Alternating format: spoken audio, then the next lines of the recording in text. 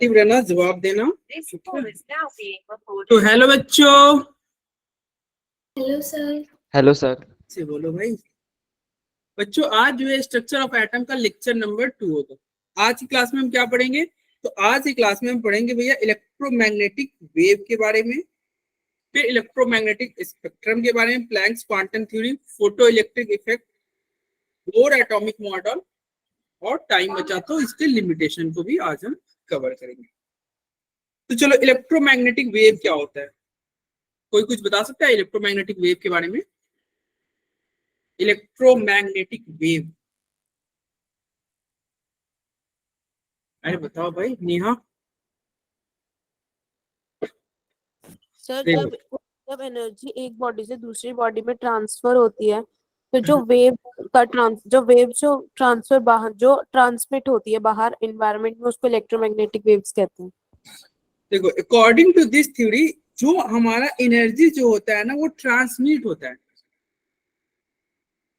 इस थ्योरी के हिसाब से क्या होता है, एनर्जी जो ट्रांसमिट होगा वन बॉडी से दूसरे बॉडी में, तो क्या होगा? In the form of wave, wave के फॉर्म में। According to this theory energy is transmitted from one body to another. एक बॉडी से दूसरे बॉडी में एनर्जी जो ट्रांसमिट होगा ना वो वेव के फॉर्म में होगा। वेव, अरे वेव तुम देखे हो? वेव को चलते हुए, जिसे तुम कभी ऐसे पत्थर मारते हो कि पानी में, तो ऐसे ऐसे करके तुमको दिखता होगा। या एडवर्टाइजमेंट वगैरह में साउंड को दिखाया जाता है, साउंड बॉक्स को। जैसे ये देखो, तुम्हारा गूगल मीट का है ना, देखो ये यहाँ पे देख रहे हो साउंड बॉक्स। अरे यहाँ पे साइड में, अरे कैसा कैसा दिखता है भैया साउंड बॉक्स? ऐसे ही रहता है ना। अरे साउंड एक वेव है।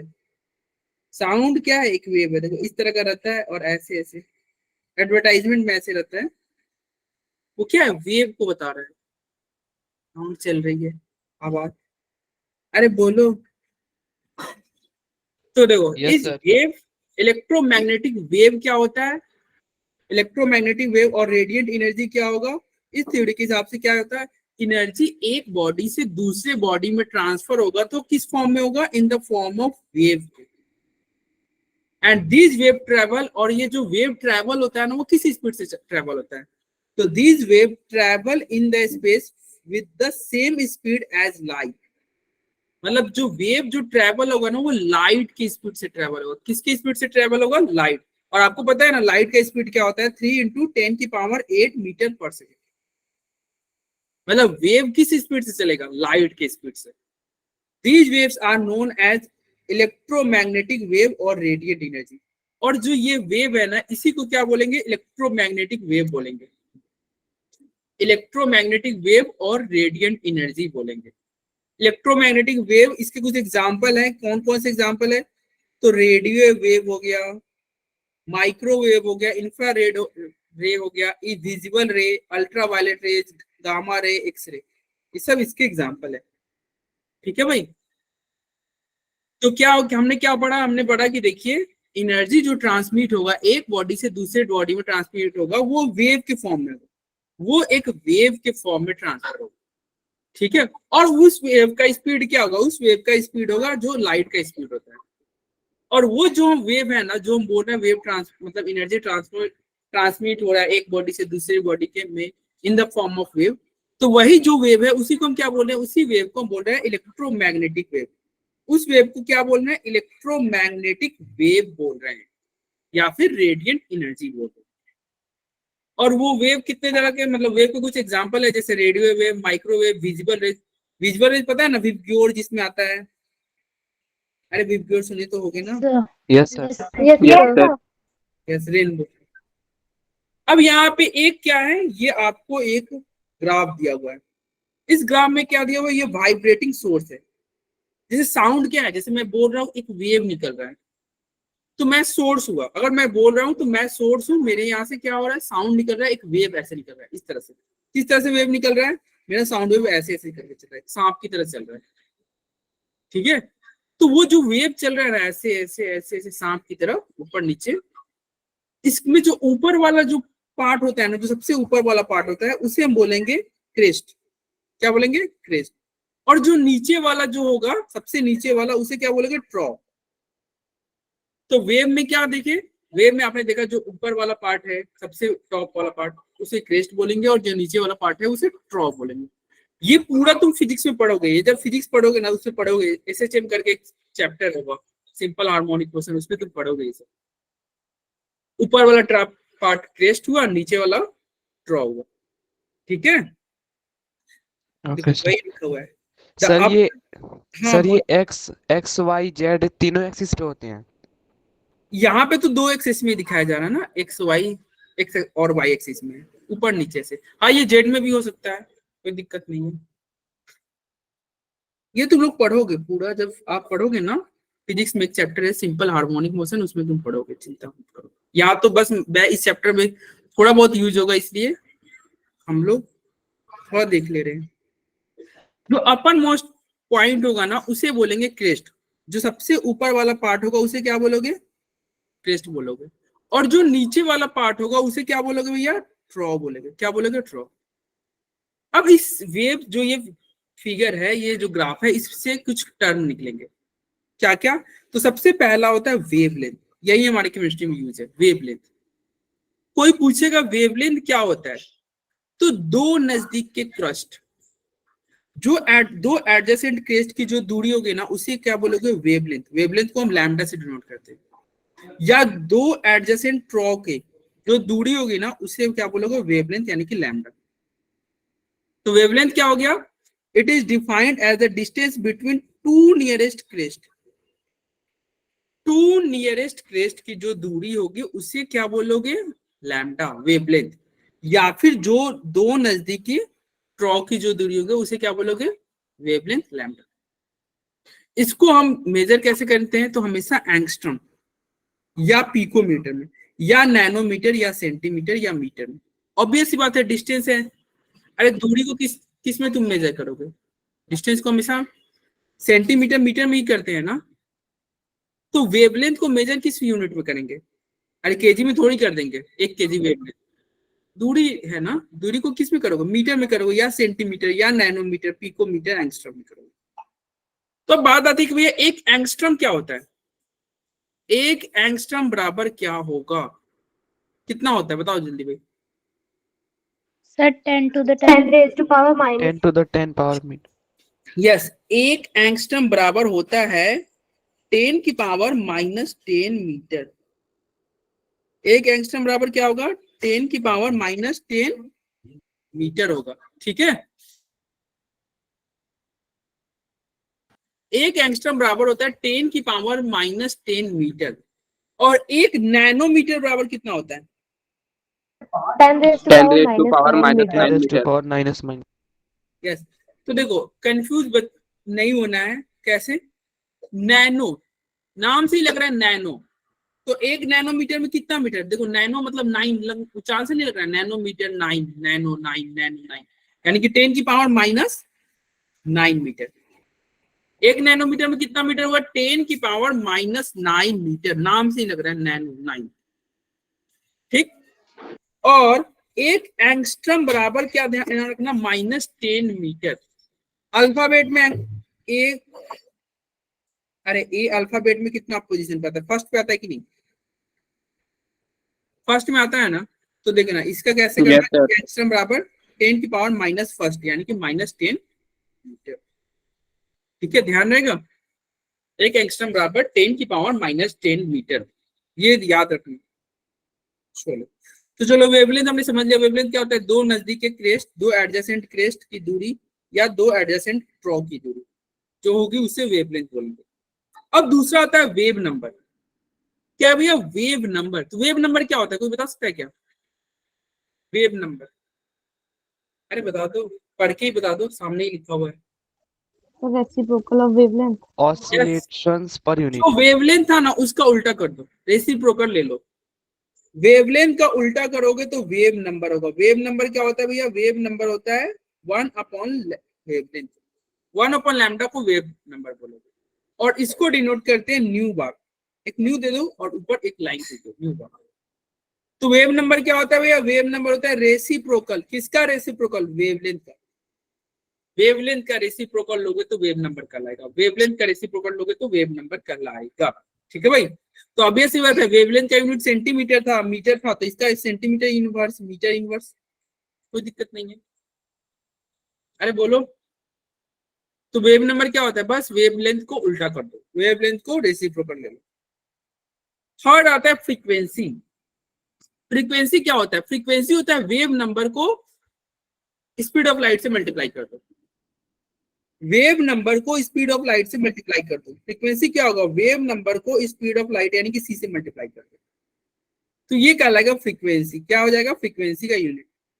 फ्रीक्वेंसी क्या हो गया, न्यू इक्वल टू क्या हो गया, c by lambda. C by lambda को क्या बोलोगे भाई, फ्रीक्वेंसी। क्या बोलेंगे, फ्रीक्वेंसी। अब ये फ्रीक्वेंसी होता क्या, चलो फॉर्मूला तो समझ लिया, लेकिन होता क्या है फ्रीक्वेंसी। तो फ्रीक्वेंसी जो होता है, कितना wave, number of wave which pass through a point in एक सेकेंड, एक सेकेंड में कितना वेव पास कर जाएगा किसी एक पार्टिकुलर पॉइंट से, एक पॉइंट से एक सेकेंड में कितना वेव पास कर जाएगा। जैसे अगर कोई मान लो फ्रीक्वेंसी पूछेगा, तो चलो हम एक पॉइंट लेंगे, ये एक पॉइंट हुआ है, ये क्या हुआ, एक पॉइंट हुआ, तो इस पॉइंट से कितना वेव एक सेकेंड में पास करेगा, इस पॉइंट से कितना वेव एक सेकेंड में पास करेगा, वो उसका फ्रीक्वेंसी कहलाएगा। क्या कहलाएगा भाई, फ्रीक्वेंसी। फ्रीक्वेंसी क्या होता है, एक पॉइंट से कितने वेव एक सेकेंड में, एक सेकेंड में कितने वेव पास करेंगे, एक सेकेंड में एक पॉइंट से पास कितने वेव ट्रांसफर होंगे, एक पॉइंट से एक सेकेंड में कितना वेव ट्रांसफर होगा, वो उसका फ्रीक्वेंसी कहलाएगा। ठीक है भाई, इसका यूनिट क्या होता है, इसका यूनिट होता है हर्ट्ज, सेकेंड इनवर्स और साइकिल पर सेकेंड। इसका यूनिट क्या होता है, हर्ट्ज होता है, HZ। फॉर्मूला क्या होगा, तो वेव नंबर को सी से मल्टीप्लाई कर दो, यानी कि c by lambda. C by lambda क्या हो जाएगा, फ्रीक्वेंसी हो जाएगा। किसी को कोई दिक्कत, किसी भाई को कोई दिक्कत, ये सारे तुम डिटेल में पढ़ोगे जब फिजिक्स पढ़ोगे, अभी तो बस हम केमिस्ट्री में जो हमारे यूज होंगे उसके हिसाब से थोड़े बहुत हम जानकारी ले लेंगे। अभी तक किसी को कोई प्रॉब्लम। अब यहाँ पे एक टर्म है क्या, इलेक्ट्रोमैग्नेटिक स्पेक्ट्रम, यानी कि अब हम स्पेक्ट्रम के बारे में बात करेंगे। कौन से स्पेक्ट्रम, इलेक्ट्रोमैग्नेटिक स्पेक्ट्रम, यानी कि इसी को हम बोलेंगे ईएम स्पेक्ट्रम, इलेक्ट्रोमैग्नेटिक स्पेक्ट्रम या ईएम स्पेक्ट्रम। ये क्या होता है, तो देखो, the arrangement obtained by arranging various types of EM wave, बहुत तरह के इलेक्ट्रोमैग्नेटिक वेव को ना तुम अरेंज करोगे, किस टर्म में, तो अरेंज करोगे उसके डिक्रीजिंग वेवलेंथ, डिक्रीजिंग वेवलेंथ के फॉर्म में उसको तुम बहुत सारे वेव को अरेंज करते हो, और वो जो अरेंजमेंट एक बनेगा उसे हम बोलेंगे इलेक्ट्रोमैग्नेटिक स्पेक्ट्रम, यानी कि ईएम स्पेक्ट्रम। तुम देखना बहुत सारे वेव को यहाँ पे अरेंज किया गया है डिक्रीजिंग वेवलेंथ के। देखो वेवलेंथ देखो घट रहा है कि नहीं, देखो 3 गुना 10 की पावर 14, ये देखो घट के 10 की पावर 9 आया, फिर 6 आया, फिर 7600 आया, फिर 3800, 150, 0.1, 0.001, घट रहा है ना। अरे वेवलेंथ घट रहा है कि नहीं, ये क्या है, ये वेवलेंथ का वैल्यू है। इधर जा रहे हैं तो बताओ लैम्डा घट रहा है कि नहीं, यस सर। तो लैम्डा घट रहा, उसके अकॉर्डिंग हमने सजा दिया गया, हमने बहुत सारे वेव को सजा दिया। अब यहाँ पे आपको क्या ध्यान रखना है, ध्यान यह रखना है कि देखिए गामा रेज, गामा रेज जो होता है ना, वो उसका जो रेंज होता है वो कितने का रेंज है, 0.1 से 0.01। एक्सरेज का लैम्डा का रेंज क्या है, एक्सरेज का है 0.1 से 150, यूवी का है 150 से 3800, विजुअल का रेंज क्या है, ये आपको याद रखना चाहिए, सबसे ज्यादा इंपॉर्टेंट है विजुअल का रेंज। विजुअल का रेंज क्या होता है, 7600 से लेके 3800 तक। कोई कहेगा कि विजुअल रेंज यानी कि विबग्योर लाइट का वेवलेंथ कितना में फॉल करता है, किस रेंज में फॉल करता है विबग्योर का, तो आप बोलोगे भैया विबग्योर जो होता है ना उसका वेवलेंथ होगा 3800 से लेके 7600 एंगस्ट्रम। विबग्योर किस रेंज में फॉल कर रहा है, 3800 से 7600 तक। फिर अब ये ध्यान रखना इसका यूवी का कितना है 150 से 3800, एक्सरे का है 0.1 से 1500 150, और गामा का क्या है 0.01 से 0.1 एक्सट्रीम। ये IR क्या हो गया इंफ्रारेड हो गया, MW क्या होगा माइक्रोवेव हो गया, RW क्या हो गया रेडियो वेव हो गया। तो बहुत सारे वेव को हम सजा रहे हैं उसके डिक्रीजिंग वेवलेंथ के फॉर्म में, बहुत सारे वेव को सजा रहे हैं, और वो सजाएं उसको हम क्या बोल रहे हैं इलेक्ट्रोमैग्नेटिक स्पेक्ट्रम। उसे हम क्या बोल रहे हैं सजाने के बाद जो हमें अपडेट हुआ उसे क्या बोल रहे हैं इलेक्ट्रोमैग्नेटिक स्पेक्ट्रम। तो EM स्पेक्ट्रम में किसी कोई दिक्कत, अरे किसी कोई दिक्कत भाई बताओ। No sir. चलो आगे बढ़ा जाए, आगे बढ़ा जाए बताओ भाई। Yes sir. चलो अब आता है प्लैंक क्वांटम थ्योरी। कौन बताएगा प्लैंक क्वांटम थ्योरी के बारे में? प्लैंक क्वांटम थ्योरी के बारे में कौन बताएगा? ये बहुत इंपॉर्टेंट है प्लैंक क्वांटम थ्योरी, बताओ भाई। हम्म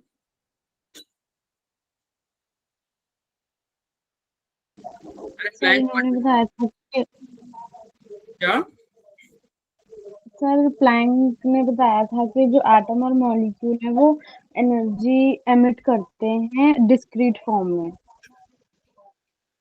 ओके और सर ए सोर्स लूजिस करता है एनर्जी कंटिन्यूअस फॉर्म में स्मॉल पैकेट्स में। देखो according to Planck quantum theory जो हमारा रेडियंट जो एनर्जी होगा ना, जो एनर्जी इमिट हो रहा है वो एक बॉडी से क्या होगा,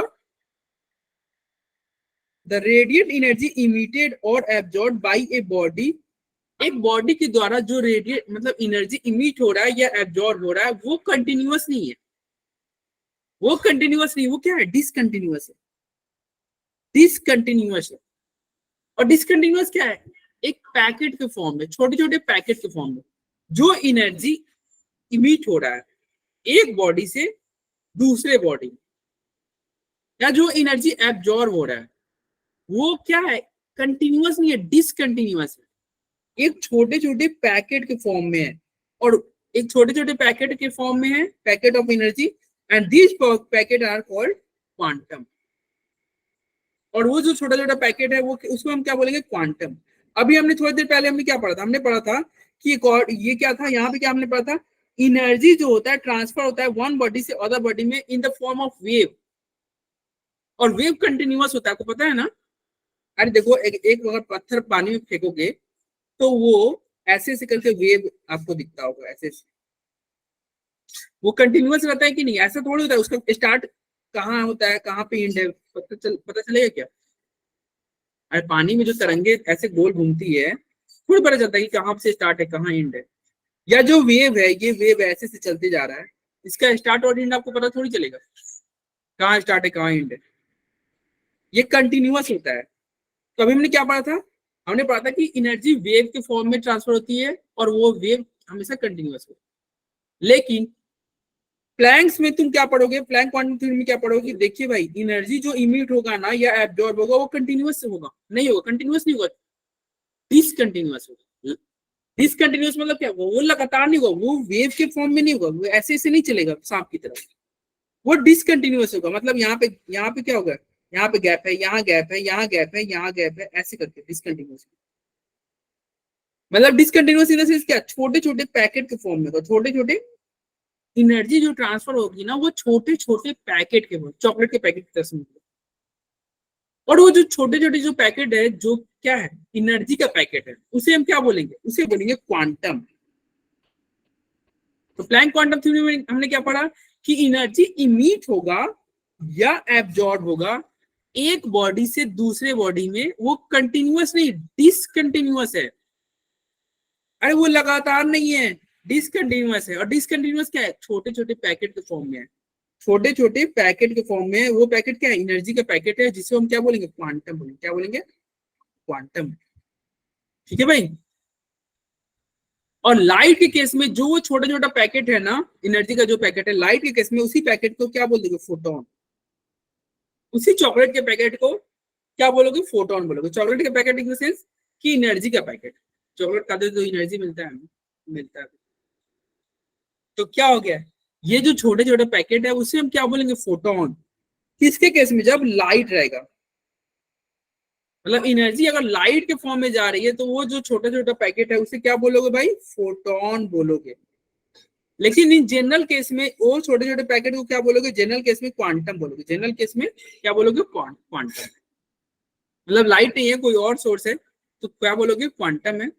लाइट रहेगा तो क्या बोलोगे? फोटोन। फोटोन क्या है? तो एनर्जी का एक पैकेट है, एनर्जी का पैकेट है जो कि छोटा छोटा हो। अरे बोलो, कोई दिक्कत? अरे भाई बोलो। तो अब यहाँ पे इन्होंने एनर्जी का एक इक्वेशन दिया है। प्लैंक्स ने एनर्जी, देखो क्या बोला प्लैंक्स ने कि जो एनर्जी इमिट हो रहा है छोटे छोटे पैकेट के फॉर्म में। तो भैया कोई पूछेगा ना कि चलो ये तुम पैकेट बता रहे हो कि छोटे छोटे पैकेट के, तो इस पैकेट का एनर्जी का वैल्यू क्या है? इस पैकेट का एनर्जी का वैल्यू क्या है? क्या है एनर्जी? तो इन्होंने एक फॉर्मूला दिया कि देखो भाई, एनर्जी का जो फॉर्मूला होगा वो क्या होगा? ई बराबर h C by lambda. E बराबर एच सी बाई लैम्डा। तो अब कोई पूछेगा ना भाई कि यहाँ पे, चलो सी तो समझ गए, सी क्या समझ गए? सी तो स्पीड ऑफ लाइट है। सी क्या है? स्पीड ऑफ लाइट है। लैम्डा क्या है? लैम्डा तो वेवलेंथ हो गया। लेकिन एच क्या है? तो एच के बारे में पूछा गया तो इन्होंने अपने ही नाम पे एक कांस्टेंट रख दिया। मतलब एच को क्या बोला? इन्होंने बोला कि देखो भाई एच क्या है? Planck constant. एच को तुम प्लैंक कांस्टेंट रख बोलना, और इसका वैल्यू फिक्स होता है। क्या होता है? ये 6.6 इंटू 10 की पावर माइनस 34 जूल सेकेंड। ये वैल्यू आपको याद होनी चाहिए, ये वैल्यू आपको याद होनी चाहिए। क्या? एच का वैल्यू होता है 6.6 इंटू 10 की, एच का वैल्यू क्या होता है? 6.6 इंटू 10 की power minus 34 joule second. 6.6 into 10 की पावर माइनस 34 जूल सेकेंड। अगर अर्ग में लोगे तो क्या हो जाएगा? इसका पावर में माइनस 27 हो जाएगा। किलो जूल में लोगे तो माइनस 37 हो जाएगा। बाकी वैल्यू सेम ही है, 6.6 सब में है। अरे बोलो। तो एनर्जी का इक्वेशन इन्होंने क्या दिया? एनर्जी का इक्वेशन ने प्लैंक ने क्या दिया? E is equal to H C by lambda. E बराबर एच सी बाई लैम्डा दिया। अब यहाँ पे देखिए भाई, एनर्जी का इक्वेशन दिया है E बराबर एच सी बाई लैम्डा, और अभी हमने पढ़ा था सी बाई लैम्डा को फ्रीक्वेंसी बोल रहे थे। सी बाई लैम्डा को फ्रीक्वेंसी बोल रहे थे तो E बराबर एच न्यू नहीं लिख सकते हैं? वेयर न्यू क्या है? न्यू है सी बाई लैम्डा,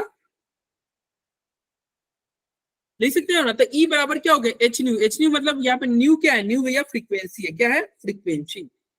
न्यू क्या है? फ्रीक्वेंसी है। तो देखो यहीं पे यह लिखा हुआ है, ई एनर्जी का वैल्यू क्या हो जाएगा? एच न्यू, या क्या होगा? एच सी बाई लैम्डा होगा। किसके एनर्जी का? तो जो छोटे छोटे पैकेट है उसी की energy. Energy of each quantum, हर एक क्वांटम का एनर्जी का फॉर्मूला है। अगर मान लो एक क्वांटम से ज्यादा क्वांटम है, क्वांटम मतलब क्या? अभी हमने बोला था छोटे छोटे एनर्जी के पैकेट। और मान लो पैकेट बहुत सारे पैकेट है, जैसे चॉकलेट की पैकेट बहुत सारे, एन नंबर ऑफ पैकेट, तो ऑब्वियस सी बात है एनर्जी का फॉर्मूला क्या हो जाएगा? एनर्जी का फॉर्मूला वही रहेगा, बस उसमें एन से मल्टीप्लाई कर देना। अभी हमने एच न्यू पढ़ा था, एच न्यू पढ़ा था एनर्जी का, बस एन से मल्टीप्लाई कर देना। अभी हमने एच सी बाई लैम्डा पढ़ा था, बस एन से मल्टीप्लाई कर देना। किससे मल्टीप्लाई कर देना? एन से। क्यों एन से मल्टीप्लाई कर दिए? अरे भाई अब चॉकलेट का पैकेट एक नहीं, एन नंबर ऑफ पैकेट है। चॉकलेट का पैकेट कितना है? बहुत सारे। Total amount of energy transmitted from one body to another will be in the integral. और ये कोई पूछेगा एन का, भाई एन क्या है? तो एन एक इंटीजर होगा। एन का वैल्यू कभी भी फ्रैक्शन नहीं रखना। एन का वैल्यू क्या होगा? एन का वैल्यू या तो 1 होगा, 2 होगा, 3 होगा, 4 होगा, इस तरह से। फ्रैक्शन में नहीं, डेसिमल में नहीं। एन क्या है? एक पॉजिटिव इंटीजर है। कैसा इंटीजर है? तो पॉजिटिव इंटीजर है। और वो क्या है? मतलब पैकेट की संख्या है, नंबर ऑफ क्वांटा, कितने पैकेट है वो पैकेट की संख्या है। तो ये बराबर क्या होगा? N H nu. अरे बोलो, अरे बोलो भाई। Yes sir. और वेव नंबर के टर्म में लोगे तो लो सी भी रख लो, एन एच सी बस लैम्डा की जगह पे न्यू बार कर दो जो कि वेव नंबर हो जाएगा। अरे हमने एनर्जी का इक्वेशन हमने क्या क्या देखा, हमने एनर्जी का इक्वेशन देखा E बराबर एन, एन से क्यों मल्टीप्लाई किया, क्योंकि अब पैकेट की संख्या, चॉकलेट की पैकेट एक नहीं है, बहुत सारे पैकेट है, तो N H C by lambda. और अभी हमने देखा था भाई N H C by lambda, C by lambda को क्या लिख सकते थे, एच न्यू लिख सकते थे, क्योंकि सी बाई लैम्डा क्या था, सी बाई लैम्डा फ्रीक्वेंसी के बराबर था। और वेव नंबर के टर्म में लोगे तो क्या हो जाएगा, वेव नंबर के टर्म में लोगे तो N H C wave number, N H C wave number. क्यों कर दिया वेव नंबर, क्योंकि एक्चुअली वेव नंबर क्या होता है, वेव नंबर क्या होता है, 1 लैम्डा होता है, 1 लैम्डा को वेव नंबर बोलते हैं, वेव नंबर। तो बस 1 लैम्डा की जगह पे हमने न्यू बार रख दिया। कोई दिक्कत? अरे बोलो। तो यही तो था भाई Planck quantum theory. Planck quantum theory क्या था, उन्होंने बोला देखो एनर्जी जो ट्रांसफर होता है ना, ये छोटे छोटे पैकेट के फॉर्म में होता है, और उसका उन्होंने इक्वेशन दिया था, उसका उन्होंने इक्वेशन दिया था एनर्जी का। क्या इक्वेशन दिया था, E is equal to H C by lambda. अगर पैकेट की संख्या ज्यादा होगी तो n से मल्टीप्लाई कर दो, n से मल्टीप्लाई कर दो, ठीक है भाई। चलो अरे बोलो, कोई दिक्कत?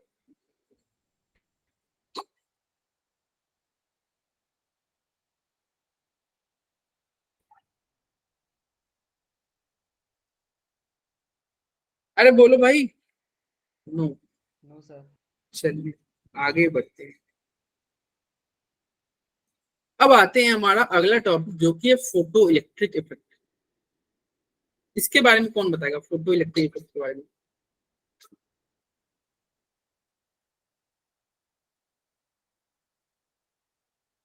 अरे बोलो,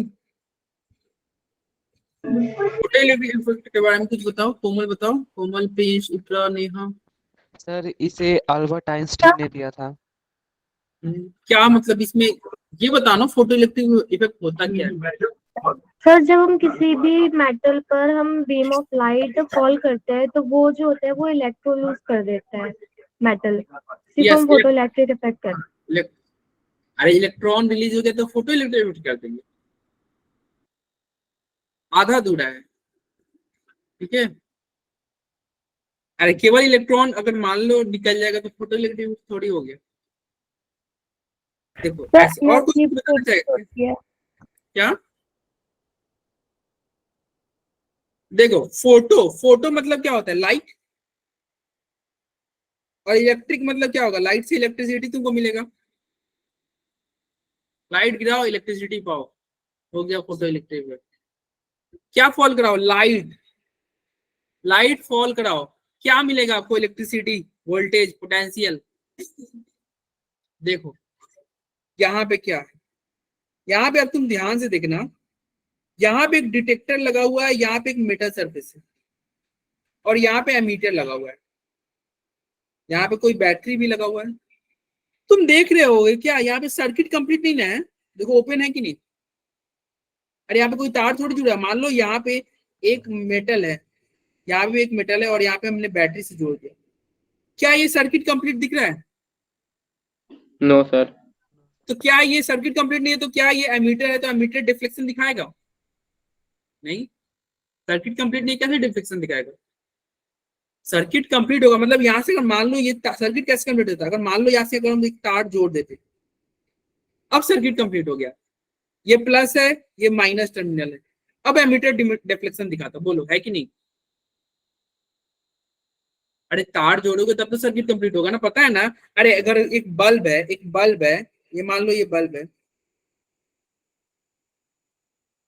बल्ब है, अगर मैं यहाँ पे बैटरी एक ले लूं, एक बैटरी ले लूं, और इस बैटरी का एक तार जाके यहाँ पे जोड़ दूं, यहाँ से एक और तार लाऊं और ये तार लाऊं और छोड़ दूं, क्या बल्ब जल जाएगा क्या? No no sir. सर। क्या ये बल्ब जलेगा? ऐसे नहीं जलेगा भाई। ये बल्ब कब जलेगा, जब इस यहाँ पे इनको भी मतलब कुछ किसी चीज से तुम जोड़ दो, किसी मेटल सरफेस से जोड़ दो, तब जाके जलेगा, बोलो है कि नहीं? इसको ऐड करोगे तब तो जलेगा ना बल्ब। Yes sir. तो यहाँ पे आप देख रहे हो क्या सर्किट कंप्लीट नहीं है, देखो खाली जगह दिख रहा होगा, सर्किट कंप्लीट नहीं है। लेकिन ये सर्किट कंप्लीट होगा, कैसे कंप्लीट होगा? जब यहाँ पे एक लाइट तुम फॉल कराओगे। क्या फॉल कराया आपने? लाइट। चूंकि आप क्या फॉल करा रहे हो? लाइट फॉल करा रहे हो। क्या फॉल करा रहे हो? लाइट। तो ये लाइट क्या करेगा? इस मेटल सरफेस से इलेक्ट्रॉन को निकालेगा, इस मेटल सरफेस से एक इलेक्ट्रॉन को बाहर निकाल फेंकेगा। चूंकि इलेक्ट्रॉन निकला, अब ये इलेक्ट्रॉन यहां से ऐसे ऐसे चलते चलते चलते चलते इस पे आ जाएगा, डिटेक्टर पे आ जाएगा। क्यों डिटेक्टर पे आ गया? तो देखो यहाँ पे देख रहे हो बैटरी का प्लस टर्मिनल है, यहाँ माइनस है, तो बताओ ऑब्वियस सी बात है यहाँ पे प्लस चार्ज होगा कि नहीं, और यहाँ माइनस होगा कि नहीं? बताओ। अब ये प्लस इलेक्ट्रॉन को अपनी तरफ खींच रहा होगा कि नहीं? अरे ऑब्वियस सी बात है Yes, ना। तो इलेक्ट्रॉन निकला, इलेक्ट्रॉन निकला और उस इलेक्ट्रॉन को ये डिटेक्टर अपनी तरफ खींचा और बहुत सारे इलेक्ट्रॉन निकलेंगे। लाइट फॉल कर रहा है लगातार, लाइट फॉल कर रहा है लगातार, इलेक्ट्रॉन निकलेगा। तो इलेक्ट्रॉन लगातार जा रहा है, बताओ यहाँ से इलेक्ट्रॉन निकला ऐसे, बताओ सर्किट में इलेक्ट्रॉन का फ्लो होने लगा कि नहीं? अरे हुआ ना फ्लो। अब इलेक्ट्रॉन का सर्किट में फ्लो हो रहा है, तो बताओ ये एमिटर डिफ्लेक्शन दिखाएगा कि नहीं? दिखाएगा सर। तो यानी कि हमने लाइट का यूज करके इलेक्ट्रिसिटी हमने जनरेट कर लिया कि नहीं? Yes sir. तो यही तो हो गया photo electric effect. Photo electric effect में क्या हुआ? आप लाइट फॉल कराए, कहाँ फॉल कराए? मेटल पे। अरे नॉन मेटल पे फॉल कराओगे, एक लकड़ी पे फॉल कराओगे तो क्या इलेक्ट्रॉन निकलेगा क्या? नहीं भाई, लकड़ी से थोड़ी निकलेगा। गुड कंडक्टर होगा तभी तो इलेक्ट्रॉन निकलेगा ना, बैड कंडक्टर से थोड़ी निकलता है, नहीं निकलेगा। तो एक मेटल सरफेस पे तुम लाइट फॉल कराओगे, इलेक्ट्रॉन बाहर निकलेगा, वो सर्किट को कंप्लीट करेगा, बल्ब आपका जल जाएगा। क्या कोई भी लाइट फॉल कराएंगे तो क्या इलेक्ट्रॉन निकल जाएगा? अगर मान लो आप अपने फोन का टर्च जला के एक तुम क्या किए, फोटो इलेक्ट्रिक इफेक्ट करना है, तुमने क्या किया, एक ये लाइट जैसे सनलाइट नहीं है, तुमने अपना एक टर्च का लाइट ले लिया, छोटा सा तुम्हारा टर्च है, उस टर्च से तुम लाइट फॉल करा रहे हो। मतलब टर्च के लाइट में पावर उतना है नहीं, क्या वो टर्च का लाइट इस मेटल से इलेक्ट्रॉन निकाल सकता है? बताओ। सर नहीं निकालेगा भाई, टर्च का लाइट कहां से निकाल पाएगा? तो तुम टर्च का लाइट चलो नहीं निकाल रहे, हम दिन भर जलाते छोड़ दिए, हम पांच दिन लगातार हम टर्च की लाइट इस पे फॉल करा रहे हैं, क्या इलेक्ट्रॉन निकलेगा? नहीं। No sir. तुम एक मिनट के लिए जलाओ, एक सेकंड, एक मिनट के लिए जलाओ, एक घंटे के लिए जाओ, 10 दिन के लिए जलाओ, अगर टर्च की लाइट से इलेक्ट्रॉन नहीं निकल रहा है तो नहीं निकलेगा। अगर मान लो तुम कोई ऐसा लाइट लाए जिसका एनर्जी बहुत ज्यादा है, जैसे तुम एक्सरे लेके आ गए, उसका एनर्जी बहुत ज्यादा है, बहुत ज्यादा उसमें पावर है, वो तो इलेक्ट्रॉन निकाल देगा। अभी हमने देखा था ना, अभी हमने क्या देखा था, एक स्पेक्ट्रम देखा था, ये में स्पेक्ट्रम हमने देखा था, उसमें तुम देख रहे थे ना, देखो भाई विजिबल का एनर्जी कम है। कैसे विजिबल का एनर्जी कम है? देखो इसका वेवलेंथ ज्यादा है, 7600 3800, और हमने पढ़ा था, अभी हमने फ्लैंक में पढ़ा था, E is equal to hc by lambda, यानी कि एनर्जी इनवर्सली प्रोपोर्शनल लैम्डा का था कि नहीं? जिसका वेवलेंथ क्या होगा, ज्यादा होगा, उसका एनर्जी कम होगा, बोलो है कि नहीं? Yes sir. तो ये याद रखना, जिसका वेवलेंथ ज्यादा उसका एनर्जी कम, जिसका वेवलेंथ ज्यादा उसका एनर्जी कम। अब बताओ इसका वेवलेंथ कम है कि नहीं? तो अभी ऐसी बात है, इसका एनर्जी ज्यादा होगा कि नहीं? चूंकि एनर्जी ज्यादा है तो ये तो इलेक्ट्रॉन आसानी से निकाल लेगा, लेकिन विजिबल रेज इसका एनर्जी कम है, रेडियो वेव का और कम है, माइक्रोवेव का भी कम है। तो भैया इन लोग का देखो, रेडियो वेव, माइक्रोवेव, इंफ्रारेड, ये सबका एनर्जी कम है, तो ये इलेक्ट्रॉन को आसानी से नहीं निकाल पाएगा, नहीं निकाल पाएगा। अरे एनर्जी दोगे नो सर। तब इलेक्ट्रॉन बाहर निकलता है। याद रखना एक और पॉइंट, ये बोर्ड मॉडल में पढ़ेंगे, एनर्जी दोगे तो इलेक्ट्रॉन निकलेगा।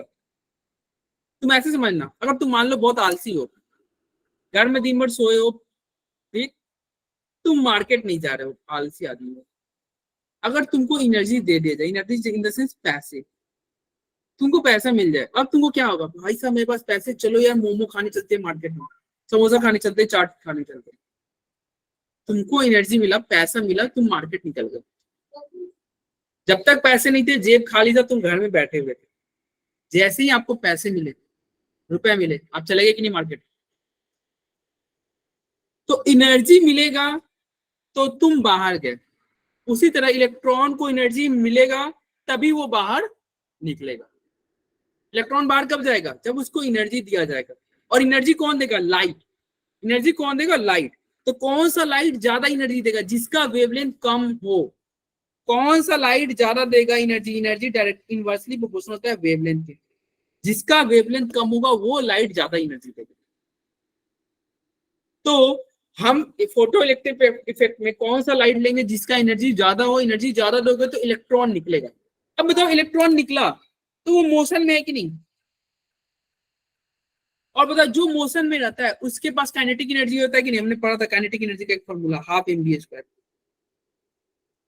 अरे पढ़े हो half mv square kinetic energy का फॉर्मूला? Yes sir. तो जो इलेक्ट्रॉन निकल रहा है वो मोशन में है। मोशन में तो उसके पास क्या है? वेलोसिटी है। वेलोसिटी मतलब उसके पास काइनेटिक एनर्जी है कि नहीं? तो बताओ, अरे बोलो, समझ में आ रहा है कि नहीं भाई? कुछ बोलते रहो यार तुम लोग। नेहा, कोमल, प्रिंस, गौरी, अंकित, ये समझ में आ रहा है कि? Yes sir. तो देखो, यस यस सर। सर। तुमने एनर्जी दिया तो इलेक्ट्रॉन बाहर निकला। बाहर निकला तो वो मूव कर रहा है। मूव कर रहा है मतलब उसके पास काइनेटिक एनर्जी है। अब बताओ, जितना तुम एनर्जी दोगे, क्या वो सारा एनर्जी काइनेटिक एनर्जी के फॉर्म में वो दिखेगा क्या आपको? नहीं, सारा नहीं दिखेगा। कुछ एनर्जी वो खा जाएगा।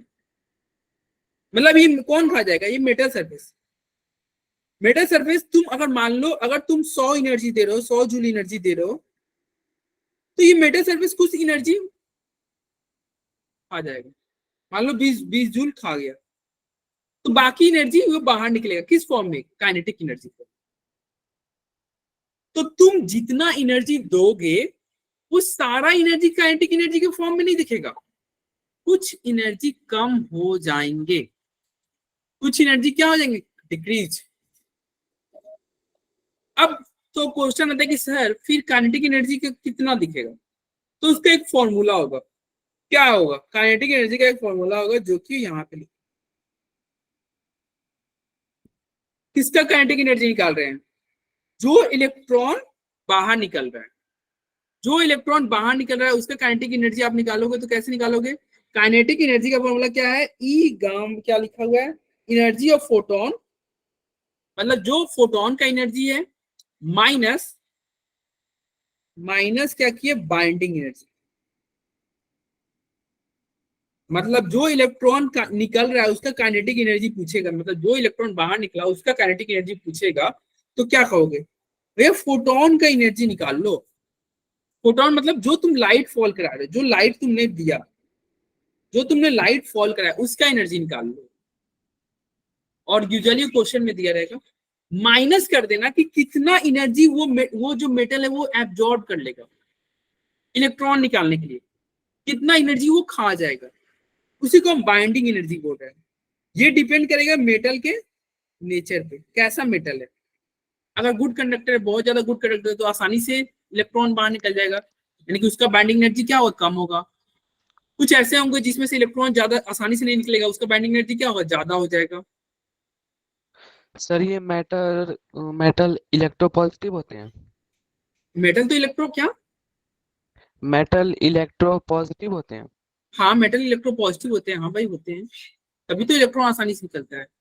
अगर इलेक्ट्रॉन निगेटिव होते तो इलेक्ट्रॉन आसानी से नहीं निकलते। ठीक है, चलो। तो क्या हो गया भैया? मेटल से क्या हो रहा है? इलेक्ट्रॉन आसानी से निकल रहा है। ठीक है, चलो। उसका एनर्जी, काइनेटिक एनर्जी का ये फॉर्मूला रहा। काइनेटिक एनर्जी का फॉर्मूला क्या हुआ? काइनेटिक एनर्जी का फॉर्मूला क्या हुआ? आप जो एनर्जी दोगे, जो लाइट का एनर्जी तुम दोगे, एनर्जी ऑफ किसका? फोटोन का। जो फोटोन यानी कि जो लाइट का एनर्जी दोगे, माइनस कर देना उसके बाइंडिंग एनर्जी से। मतलब वो जो मेटल इलेक्ट्रॉन निकालना चाह रहा है उसको कितना एनर्जी कम से कम चाहिए। तो तुमने जो एनर्जी दिया, मान लो तुम ज्यादा दोगे और उसका बाइंडिंग एनर्जी कम है, तो बाहर निकलेगा तो उसका जो एनर्जी दिखेगा वो काइनेटिक एनर्जी के फॉर्म में नहीं दिखेगा? बोलो। Yes sir. दिखेगा, काइनेटिक एनर्जी के फॉर्म में दिखेगा। तो ये रहा फॉर्मूला। अब बात आती है कि सर ये एनर्जी ऑफ फोटोन जो लिखे हो इसका भी तो कुछ फॉर्मूला होगा। तो हाँ भाई होगा, क्या फॉर्मूला होगा? फोटोन का एनर्जी का फॉर्मूला क्या होगा? hc बाई लैम्डा कर दो, और जो ये बाइंडिंग एनर्जी है इसका फॉर्मूला क्या होगा? इसका hc बाई लैम्डा नॉट कर दो, hc बाई लैम्डा नॉट कर दो। लैम्डा नॉट क्या हो जाएगा? इसको बोल देंगे थ्रेशोल्ड वेवलेंथ। ये तुम्हारा जो फोटोन तुमने दिया है, जो तुमने लाइट फॉल कराया उसका वेवलेंथ है, जो तुमने लाइट फॉल कराया उसका वेवलेंथ। काइनेटिक एनर्जी बताओ, ऐसे निकल जाएगा कि नहीं? काइनेटिक एनर्जी निकल जाएगा, बोलो भाई। तो यही लिखा हुआ है yes sir. Photo electric effect, यही था। क्या था? जब तुम किसी सर्टेन मेटल पे, किसी पर्टिकुलर मेटल पे लाइट फॉल कराओगे तो इलेक्ट्रॉन इजेक्ट होगा, मतलब इलेक्ट्रॉन बाहर निकलेगा, और इलेक्ट्रॉन बाहर निकलेगा। ठीक है भाई। तो वो जो फेनोमेना हो रहा है वो क्या हो रहा है? आपका फोटो इलेक्ट्रिक इफेक्ट हो रहा था। द रिजल्ट इज का क्या, इससे तुम क्या क्या रिजल्ट तुम एब्जॉर्व करोगे? The electron are rejected from metal surface as soon as the beam of the light strike. जैसे ही लाइट को तुम मेटल सरफेस पे फॉल कराओगे वैसे ही इलेक्ट्रॉन निकलेगा। ऐसा नहीं है कि तुम लाइट फॉल करा रहे हो अभी और इलेक्ट्रॉन निकल रहा है 1 साल बाद या 1 घंटे बाद या 10 मिनट बाद, ऐसा नहीं। जैसे ही लाइट फॉल करेगा वैसे ही इलेक्ट्रॉन निकलेगा, उसके मतलब कोई टाइम लैग नहीं होगा। लाइट के फॉल करने में और इलेक्ट्रॉन के बाहर निकलने में कोई टाइम लैग नहीं हुआ, यानी कि कोई समय का गैप नहीं हुआ। जैसे ही लाइट फॉल किया इलेक्ट्रॉन निकला। ठीक है। This phenomenon is called single collision event. The number of electron ejected is proportional to the intensity or brightness of light. अगर मान लो तुम लाइट का ब्राइटनेस बढ़ा दो या इंटेंसिटी बढ़ा दो तो इलेक्ट्रॉन निकलने की क्या नंबर यानी कि संख्या बढ़ जाएगी। इट मींस देखो ऑब्वियस सी बात है, एक तुम्हारा छोटा सा लाइट है, एक लाइन सिंगल लाइट मतलब रे गया तो एक इलेक्ट्रॉन निकल रहा है। अगर मान लो ये रे चौड़ा हो जाए, बहुत सारा लाइट इसे फॉल करे तो ऑब्वियस बात है बहुत सारा फॉल करेगा तो ज्यादा इलेक्ट्रॉन निकलेगा। अरे बोलो ना, इसमें जितना ज्यादा लाइट फॉल कराओगे उतना ही इलेक्ट्रॉन नहीं निकलेगा, बोलो। Yes sir. तो यही लिखा हुआ है कि अगर इंटेंसिटी बढ़ा दोगे, ब्राइटनेस बढ़ा दोगे तो इलेक्ट्रॉन ज्यादा निकलेगा, लेकिन वो कम निकलेगा अगर वो निकलने वाला होगा। अगर तुम टॉर्च की लाइट भाई इतना नहीं, जितना मानो उतना तुम ब्राइटनेस बढ़ा दोगे, अगर टॉर्च की लाइट से इलेक्ट्रॉन नहीं निकलने वाला है तो नहीं निकलेगा। यानी कि ब्राइटनेस से तुम संख्या बढ़ा सकते हो, लेकिन ब्राइटनेस से ये कभी नहीं होगा कि भैया अगर इलेक्ट्रॉन नहीं निकलने वाला है फिर भी निकल जाए। अगर इलेक्ट्रॉन निकलने वाला है तो ब्राइटनेस बढ़ाओगे तो ज्यादा इलेक्ट्रॉन निकलेगा। अगर इलेक्ट्रॉन नहीं निकलने वाला है तो कितना भी ब्राइटनेस बढ़ा लो इलेक्ट्रॉन नहीं निकलेगा। जैसे अगर मान लो अगर बच्चा पढ़ने वाला है, अपने मन से पढ़ने वाला है, तेज बच्चा है, तो उसको थोड़ा अच्छे से पढ़ाया जाए, थोड़ा ध्यान दिया जाए तो वो बच्चा रिजल्ट निकाल देगा, नीट में जेईई में रिजल्ट दे देगा। लेकिन बच्चा पढ़ने वाला ही नहीं है, उसको कुछ आता जाता ही नहीं है, और उसको 10 ट्यूशन हम डला दें कि अवंती से ही पढ़ लो, मतलब इस इंस्टीट्यूट से पढ़ लो, यूट्यूब से पढ़ लो, यहाँ पढ़ो, 10 ट्यूशन पढ़ो। अगर बच्चा पढ़ने वाला नहीं है तो क्या वो 10 ट्यूशन पढ़ के रिजल्ट निकाल देगा? क्या वो नीट में सिलेक्शन ले लेगा? नहीं ले पाएगा। यानी कि यही केस यहाँ पर है। अगर लाइट से इलेक्ट्रॉन निकलने वाला है तब तो आप ब्राइटनेस बढ़ाओगे तो इलेक्ट्रॉन ज्यादा निकलेगा, लेकिन अगर उस लाइट से इलेक्ट्रॉन नहीं निकलने वाला तो चाहे तुम कितना भी ब्राइटनेस बढ़ा लो इलेक्ट्रॉन नहीं निकलेगा तो नहीं निकलेगा। जैसे अगर मान लो एक लकड़ी है, लकड़ी का टुकड़ा है, उस पर कितना भी आप लाइट फॉल कराओ, कितना भी ब्राइटनेस फॉल कराओ, उससे इलेक्ट्रॉन नहीं निकलने वाला है तो नहीं ही निकलेगा। ठीक है भाई? अरे बोलो। Yes sir. चलो तो यही यस बात सर। यही लिखा हुआ था कि नंबर ऑफ इलेक्ट्रॉन जो होता है वो क्या होगा? प्रोपोर्शनल होगा इंटेंसिटी और ब्राइटनेस ऑफ लाइट। यानी ब्राइटनेस बढ़ाओगे, इंटेंसिटी बढ़ाओगे तो इलेक्ट्रॉन की संख्या ज्यादा निकलेगी, और वो कम निकलेगा अगर निकलने वाली होगी। अगर नहीं निकलने वाली होगी तो नहीं निकलेगी। For each metal there is a characteristic minimum frequency. हर एक मेटल का एक मिनिमम फ्रीक्वेंसी चाहिए, जिसको हम क्या बोलेंगे? थ्रेशोल्ड फ्रीक्वेंसी बोलेंगे। मतलब हर एक मेटल को एक कम से कम एनर्जी चाहिए, मिनिमम एनर्जी चाहिए, जिसको हम क्या बोलेंगे? Threshold energy. Like minimum energy चाहिए, जितना एनर्जी तुम दोगे जो उसके बाद इलेक्ट्रॉन निकलेगा। हर एक मेटल सरफेस को एक मिनिमम एनर्जी चाहिए जिसके बाद वो इलेक्ट्रॉन निकलेगा। अभी हमने देखा था कि ना भैया एक मिनिमम एनर्जी चाहिए थी, जैसे काइनेटिक एनर्जी का हमने फॉर्मूला नहीं देखा था। काइनेटिक एनर्जी का फॉर्मूला क्या था? Energy of light, energy of light यानी कि एनर्जी ऑफ फोटोन माइनस वही मिनिमम एनर्जी, ठीक है, वो मिनिमम एनर्जी जो कि मेटल सरफेस का होता है उतना चाहिए, जो कि मेटल का होता है उतना एनर्जी चाहिए, वो मिनिमम एनर्जी चाहिए जिसके बाद से इलेक्ट्रॉन निकलेगा। ठीक है, तो यही लिखा for each metal there is a characteristic minimum frequency below which photo electric effect is not observe. हर एक मेटल का क्या होगा, एक मिनिमम फ्रीक्वेंसी होगा, मिनिमम एनर्जी उसको चाहिए, उससे कम एनर्जी तुम दोगे तो इलेक्ट्रॉन नहीं निकलेगा। और हम जानते हैं एनर्जी का फॉर्मूला हमने देखा था, क्या देखा था? एनर्जी का हमने फॉर्मूला देखा था, E बराबर एच न्यू, यानी कि फ्रीक्वेंसी बढ़ाओगे तो एनर्जी बढ़ेगा। तो सबका एक मिनिमम फ्रीक्वेंसी चाहिए, अगर उससे ज्यादा फ्रीक्वेंसी हुआ तो अच्छी बात है, एनर्जी बढ़ गया, इलेक्ट्रॉन आसानी से निकलेगा। लेकिन उस फ्रीक्वेंसी से कम दोगे तो इलेक्ट्रॉन आसानी नहीं निकलेगा। तो वो जो फ्रीक्वेंसी होगा ना, जो आपको कम से कम चाहिए जिससे इलेक्ट्रॉन निकले, उसी फ्रीक्वेंसी को क्या बोलेगा? Threshold frequency. तो एट ए फ्रीक्वेंसी न्यू बड़ा हो जाए न्यू नॉट से, the ejected electron come out with certain kinetic energy. जो इलेक्ट्रॉन निकलेगा वो कुछ काइनेटिक एनर्जी के साथ निकलेगा, और the kinetic energy of this electron increases with the increase of frequency of light. और ऑब्वियसली बात है, फ्रीक्वेंसी बढ़ाओगे तो काइनेटिक एनर्जी बढ़ेगा। हमने देखा ये काइनेटिक एनर्जी क्या था? H nu minus h nu not. अगर ये न्यू का वैल्यू बढ़ाओगे तो ऑब्वियस बात है काइनेटिक एनर्जी बढ़ेगा। बोलो भाई, है कि नहीं? अरे समझ में आया? तो फोटो इलेक्ट्रिक इफेक्ट क्या हुआ? लाइट फॉल करा, इलेक्ट्रॉन बाहर निकला, सर्किट कंप्लीट हुआ, बल्ब जल जाएगा, एमिटर डिफ्लेक्शन करेगा।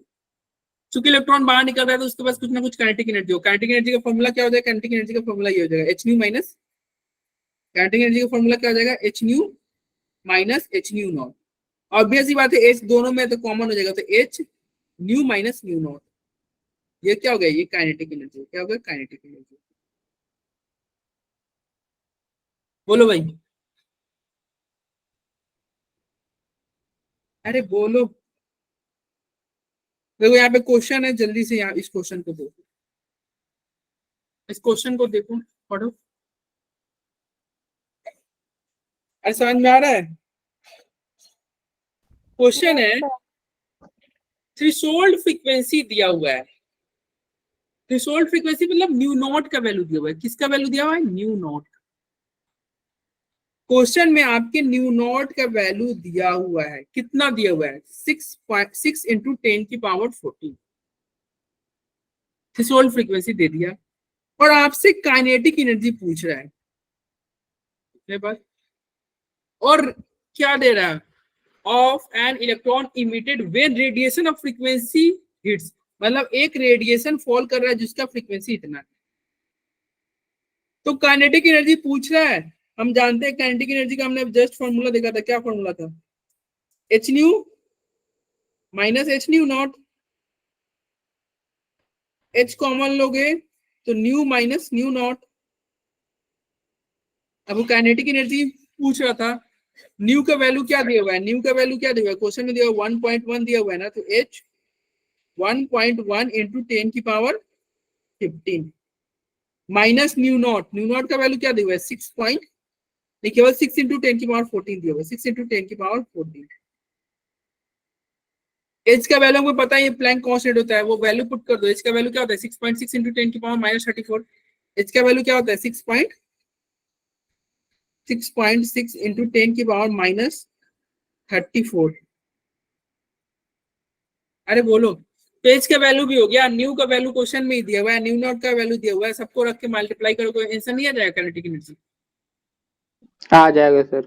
आ जाएगा। तो वही देखो यहाँ पे लिखा हुआ है, काइनेटिक एनर्जी का फॉर्मूला क्या दिया हुआ है? एच न्यू, एच कॉमन ले लिया है, और क्या हो गया? New minus new not. New, ये न्यू का वैल्यू हो गया, ये न्यू नॉट का वैल्यू हो गया, माइनस करो, ये आ गया आंसर। ये एच का वैल्यू हो गया। बोलो हो जाएगा? Yes sir.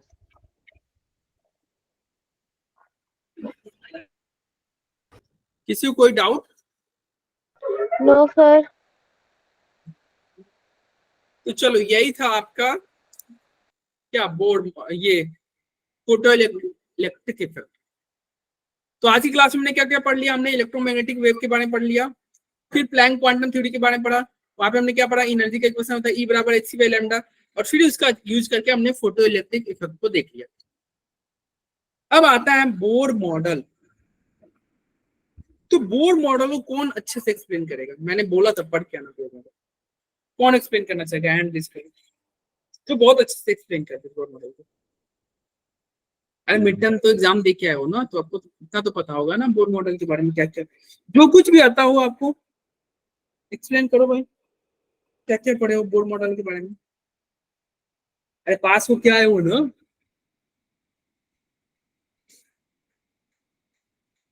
भैया बताओ बोर मॉडल के बारे में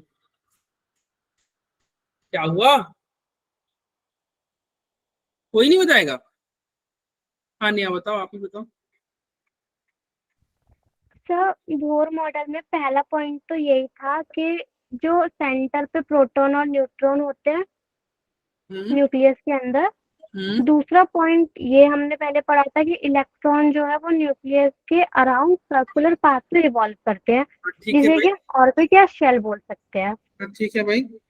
तीसरा पॉइंट हम ये कह सकते हैं कि हर मतलब जो एनर्जी जो होती है, एनर्जी लेवल जो होते हैं वो स्टेशनरी लेवल कह सकते हैं, या फिर हम बोले कि डिफाइनेट अमाउंट ऑफ एनर्जी रहती है उनके पास, हर लेवल पे definite amount of energy present होती है। बहुत बढ़िया।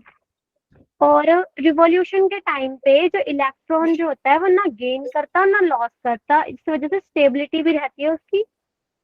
और जब हम सफिशिएंट एनर्जी एक इलेक्ट्रॉन को सप्लाई करते हैं, मतलब जिस उतनी एनर्जी जिससे वो एक ऑर्बिटल में से दूसरे में एक तरीके से जंप कर सके या जा सके, यानी कि एनर्जी देंगे तो वो बाहर जाएगा, यही ना कहना चाह रहे हाँ हो? मतलब उसकी ग्राउंड स्टेट में से उसको एक एक्साइटेड हाँ, स्टेट में जैसे भेज आप सके। लोग को एनर्जी दे दे यानी कि पैसे दे दे तो तुम पैसे लेके मार्केट में चले जाओगे, तो वैसे ही इलेक्ट्रॉन बाहर Yes, चलता sir. है।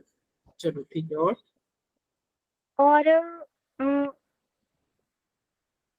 सही बता और रहे हम हो, मतलब एक जितने तो भी सबसे बता रहे हो। एक एनर्जी होती है, हम उसको उसकी स्टेट में से मतलब निकाल सकते हैं, देन उसके बाद वो अपनी स्टेट में वापस आ जाता है। हाँ एनर्जी निकाल लेंगे तो वापस आ जाएगा, ऑब्वियस सी बात है। मार्केट में गए, हाँ। पैसे खत्म हो गए, फिर घर आओगे ही, क्या करोगे? ऐसा तो देखिए एक बार मार्केट चले गए तो पूरा मतलब 10 दिन बाहर ही है, और आना ही सर पड़ेगा। इसमें जो मतलब एक जो एंगुलर मोमेंटम होता है हर ऑर्बिट का, वो इंटीजर मल्टीपल होता है h/2π के। मतलब इसका फॉर्मूला फिर हम ये कर सकते हैं, इंटीजर मल्टीपल को हम एन बोल देते हैं, तो NH/2π हो जाता है, जहाँ पे एन जो होता है वो नंबर ऑफ शेल या ऑर्बिटल होता है, और angular momentum is equals to में NH/2π। सही है भाई। और एंगुलर मोमेंटम ऑर्बिटल का हम ये, और angular momentum of orbital equal होता है √L+1 फिर ब्रैकेट क्लोज एंड h/2π। मतलब ये फॉर्मूला बनाया था एंगुलर, ये फॉर्मूला आया है mvr इज इक्वल टू में NH/2π। एंगुलर मोमेंटम जब इक्वल में रखते हैं। अरे भैया तुमने तो सब बता दिया, और रेडियस वगैरह के बारे में कुछ बताओ। सर रेडियस जो एक पॉइंट और बताना था, चलो सब बता एक दिया। मतलब हाँ हाँ बताओ बताओ।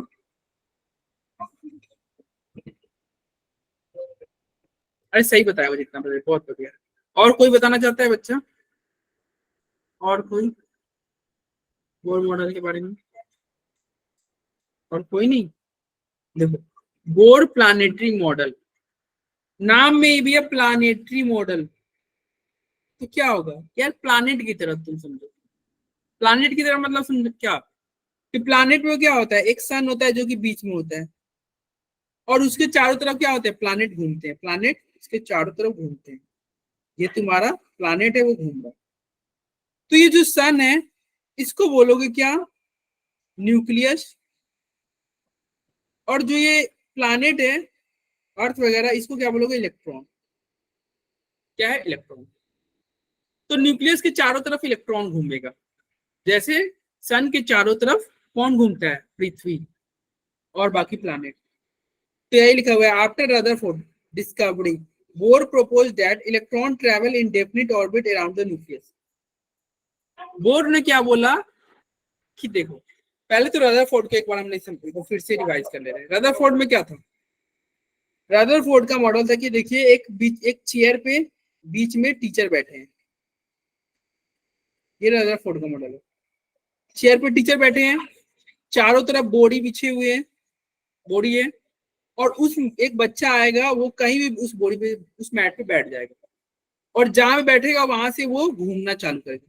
चूंकि घूम रहा है तो वो इलेक्ट्रोमैग्नेटिक रेडिएशन लगातार निकाल रहा होगा, और फिर वो इलेक्ट्रॉन बीच में जाके गिर जाएगा। क्योंकि वो इलेक्ट्रॉन सेंटर में फॉल किया, सेंटर में क्या था? सेंटर में प्लस चार्ज था, और इलेक्ट्रॉन पे क्या है? माइनस चार्ज था। तो माइनस प्लस में जाकर गिरा, तो क्या हो गया? माइनस प्लस मिल गए और स्टेबिलिटी खत्म, न्यूट्रल हो गया। एटम एग्जिस्ट नहीं करेगा, एटम एग्जिस्ट नहीं करेगा, मैटर एग्जिस्ट नहीं करेगा। लेकिन बोर मॉडल में क्या था? रदरफोर्ड के मॉडल में इलेक्ट्रॉन को तुम कहीं भी बैठा दो, इलेक्ट्रॉन को तुम कहीं भी बैठा और वहां से वो घूमना चालू करेगा। लेकिन बोर मॉडल में क्या था कि देखो अब जमाना बदल गया है, टीचर तो चलो बीच में रहेंगे, टीचर तो बीच में चलो है, बट अब बच्चा कहीं नहीं बैठेगा। बच्चा के लिए एक प्रॉपर बेंच डेस्क लगा हुआ है, यानी कोई बच्चा बैठेगा तो या तो इस पे बैठेगा फर्स्ट बेंच पे, या सेकेंड, या थर्ड। बच्चा आप कहीं नहीं बैठेगा, किसी पार्टिकुलर बेंच पे बैठेगा, और जहां बैठेगा ना वहां से ये घूमना चालू करेगा, वहीं से ये घूमना चालू करेगा, जहां बैठेगा वहीं से ये गोल गोल घूमना चालू करेगा। समझ आ रहा है भाई? Yes sir. तो ये था, ये किसका मॉडल है? ये बोर का है। रदरफोर्ड और बोर में क्या अंतर है? रदरफोर्ड इलेक्ट्रॉन को कहीं भी बैठा दे रहा था, और जहां बैठ रहा था वहां से इलेक्ट्रॉन घूम रहा था। लेकिन बोर बोलेगा कि नहीं नहीं, अब इलेक्ट्रॉन कहीं नहीं बैठेगा, या तो इलेक्ट्रॉन फर्स्ट बेंच में बैठेगा, या सेकंड, या थर्ड, या फोर्थ, बीच में नहीं बैठेगा। और इस बेंच की खासियत ये रहेगी कि इस पे अगर बैठ के ये घूमेगा ना इलेक्ट्रॉन, तो यहाँ पे पैसे खर्च नहीं होंगे, मतलब इसमें कोई रेडिएशन नहीं निकलेगा। इस बेंच पे बैठ के अगर तुम घूमोगे तो कोई रेडिएशन नहीं निकलेगा, एनर्जी खर्च नहीं होगी, एनर्जी खर्च नहीं होगी, यानी कि एटम स्टेबल होगी। पिछले वाले केस में क्या था? अरे यार रेडिएशन निकल रहा था, एनर्जी खत्म हो रहा था, एनर्जी खत्म हो रहा था, धीरे धीरे वो सेंटर पे जाकर गिर जा रहा था। लेकिन यहाँ पे एनर्जी तो खत्म ही नहीं हो रही है, रेडिएशन निकल ही नहीं रहा है, तो रेडिएशन निकलेगा नहीं तो क्या होगा? इलेक्ट्रॉन तो आसानी से घूमते रहेगा ना। हाँ भाई, घूमते रहेगा। तो बोर मॉडल में क्या हो गया? बोर मॉडल में क्या हो गया कि इलेक्ट्रॉन को घुमाना है, कहाँ? चारों तरफ गोल गोल। किसके गोल गोल? न्यूक्लियस के। और कैसे घूमेगा? तो वो एक पार्टिकुलर फिक्स ऑर्बिट में घूमेगा। इलेक्ट्रॉन एक फिक्स सेल में रहेगा, जैसे इसको अगर मान लो सेल नंबर 1 दे दिए, इसको सेल नंबर 2, इसको सेल नंबर 3, इसका नाम के रहेगा, इसका एल, इसका एम। तो ये जो सेल है ना, इसको हम स्टेशनरी सेल बोलेंगे। इसमें अगर आपका इलेक्ट्रॉन घूमेगा तो कोई रेडिएशन नहीं निकालेगा, रेडिएशन नहीं निकालेगा यानी कि एनर्जी का लॉस नहीं होगा। एनर्जी का लॉस नहीं होगा तो इलेक्ट्रॉन आसानी से घूमते रहेगा। यही था बोर मॉडल। अब चूंकि इलेक्ट्रॉन ये घूम रहा है, कहाँ घूम रहा है? सर्कुलर पाथ में घूम रहा है ना, सर्कल में। तो सर्कुलर पाथ में घूम रहा है तो क्या हो गया? उसका कुछ एंगुलर मोमेंटम होगा, और वो एंगुलर मोमेंटम बोर साहब ने क्या बोला था? बोर साहब ने बोला था एंगुलर मोमेंटम जिसको हम एल से डिनोट करते हैं वो होता है NH/2 NH/2 यही नेहा बता रही थी। एंगुलर मोमेंटम का वैल्यू होता है NH/2, वेयर n क्या है? n का वैल्यू फिक्स है, फिक्स इन द सेंस 1 2 3 4, वो फ्रैक्शन में नहीं होगा। h का वैल्यू क्या है? कांस्टेंट है, प्लैंक कांस्टेंट, जो अभी हमने देखा था 6.6 × 10⁻34। पाई क्या है? अरे वो मैथ वाला पाई है, 22/7। तो एंगुलर मोमेंटम निकल जाएगा, एंगुलर मोमेंटम L बराबर NH/2। और फिजिक्स में तुम पढ़ोगे, एंगुलर मोमेंटम का वैल्यू होता है MBR। यहाँ पे एंगुलर मोमेंटम का वैल्यू बोर्ड सामने क्या देता है? NH/2। इसको इक्वेशन 1 मानो, इसको 2 मानो, दोनों को इक्वेट करो, क्या आएगा? MBR = NH/2। बोलो भाई, अरे कोई दिक्कत? No sir. अब यहाँ पे तुम क्या देख रहे हो, R, R for radius, radius यहाँ पे आ रहा है। ये फॉर्मूला कहाँ से है, ये एम्बियर कहाँ है, ये फिजिक्स से है, ये कहाँ से है, फिजिक्स से फॉर्मूला से है, ये तुम फिजिक्स में पढ़ोगे एम्बियर के बारे में। NH/2 ये कौन दिया था, ये बोर साहब ने दिया था, ये बोर साहब ने दिया था। कहाँ से दिया था भैया, उनका मन क्या दे दिया, बोर साहब ने क्या दिया था, एंगुलर मोमेंटम का वैल्यू होगा NH/2। एंगुलर मोमेंटम क्यों दे रहे हैं, अरे इलेक्ट्रॉन गोल गोल घूम रहा है, जो गोल गोल घूमेगा उसके पास एंगुलर मोमेंटम होगा, तभी वो घूम रहा है। तो एंगुलर मोमेंटम का वैल्यू क्या हो गया, फिजिक्स में एमबीआर होता है, बोर ने क्या दिया NH/2 दिया, दोनों को इक्वेट कर दिया, बात बराबर। बोलो भाई कोई दिक्कत। No sir. और ये जो बोर मॉडल है ये एक्चुअली वैलिड है सिर्फ एक इलेक्ट्रॉन स्पीसीज के लिए, मतलब जिसके पास इलेक्ट्रॉन की संख्या क्या हो, मात्र एक, एक से ज्यादा होगा तो बोर मॉडल वैलिड नहीं होगा। ठीक है भाई, चलो और क्या बोला, और बोर सामने क्या बोला कि देखो भाई बात ऐसा ना, ये न्यूक्लियस है और इसके चारों तरफ इसके क्या है, सेल। अब यहाँ पे कोई इलेक्ट्रॉन है, अब इस इलेक्ट्रॉन को अगर एनर्जी दे देंगे तो तुमको पैसा मिलेगा, तो तुम क्या करोगे, बाहर जाओगे, बाहर जाओगे ना भाई मार्केट में खाने पीने। तो ये इलेक्ट्रॉन भी बाहर जाएगा, पैसे दोगे तो कहाँ जाएगा, बाहर, पहले सेल से दूसरे तीसरे सेल में चला जाएगा, बाहर जाएगा, मस्त खाएगा पिएगा, पैसा खर्च हो जाएगा, पैसा खर्च हो जाएगा तो फिर ये इलेक्ट्रॉन वापस, जैसे ही पैसा खर्च होगा तो वापस ये इलेक्ट्रॉन घर को आएगा। समझ में आ रहा है, यानी कि जब एनर्जी दोगे तो इलेक्ट्रॉन बाहर जाएगा, और जब उसका पैसा खर्च हो जाएगा यानी कि एनर्जी ले लोगे, एनर्जी कम हो गया, तो वो इलेक्ट्रॉन वापस से घर आ जाएगा, वापस से घर आ जाएगा। बोल भाई कोई दिक्कत, कोई दिक्कत बोलो। No sir. चलो तब एक एक करके बोर के सारे पोस्टुलेट को हम पढ़ते हैं, अब आसान हो जाएगा आपको। बोर मॉडल क्या होता है, this model is based on quantum theory of radiation, और इसमें classical law of physics use करेंगे, जैसे अब हमने देखा एक हमने यूज कर ही रहे थे, क्या यूज कर रहे थे, एंगुलर मोमेंटम का फॉर्मूला में देख रहे थे, लिख रहे थे ना एमबीआर, ये कहाँ से है, फिजिक्स से है, फिजिक्स से कौन सी, क्लासिकल फिजिक्स से है।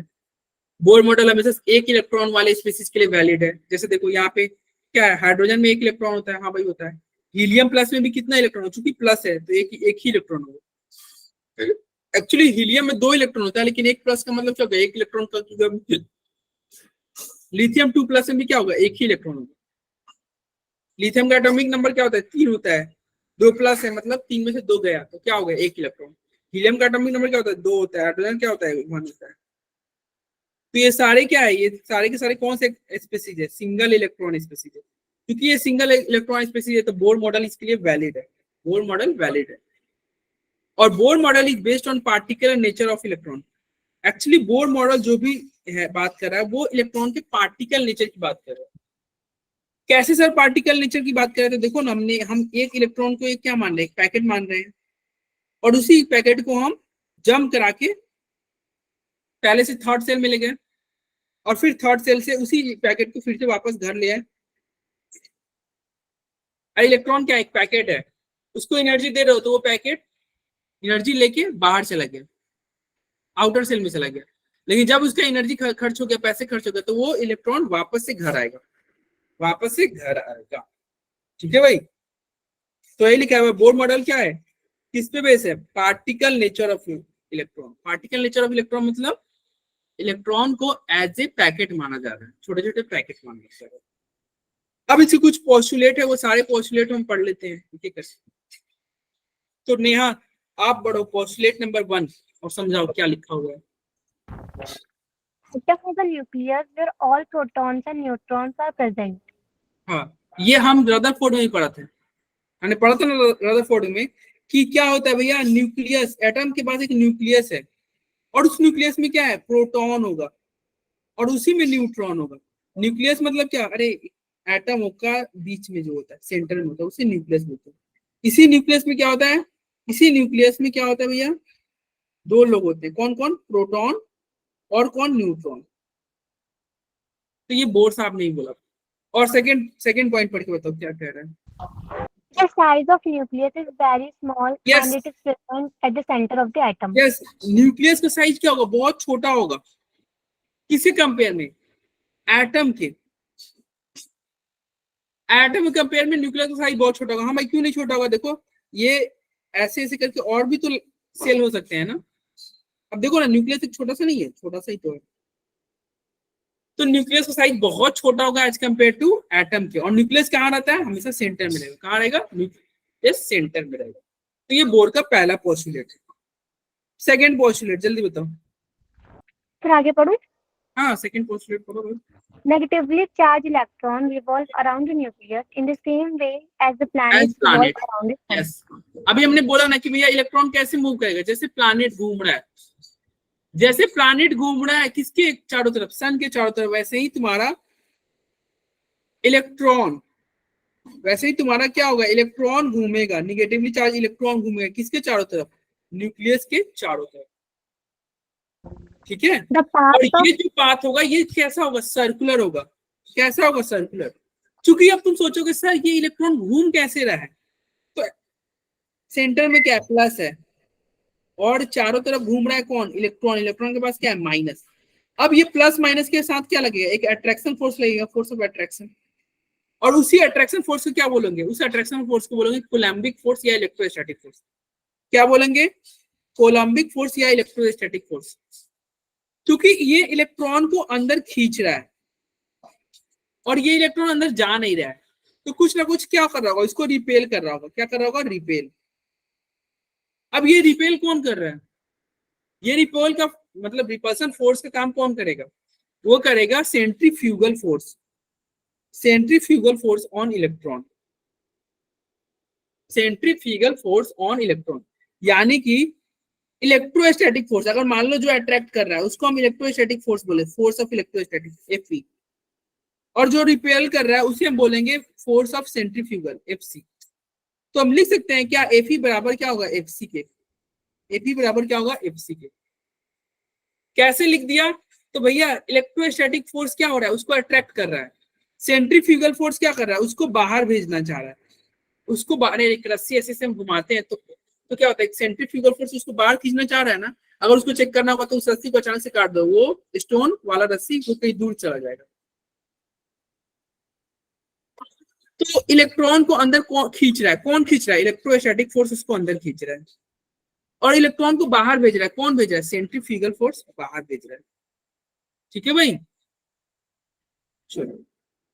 तो यहाँ पे सेकंड पोस्टुलेट हमने क्या पढ़ा, हमने पढ़ा कि जो होता है निगेटिवली चार्ज इलेक्ट्रॉन होगा वो कहाँ होगा, वो चारों तरफ घूमेगा। जैसे कि प्लैनेट के चारों तरफ घूमता है कौन, प्लैनेट के चारों तरफ पॉजिटिव चार्ज घूमता है।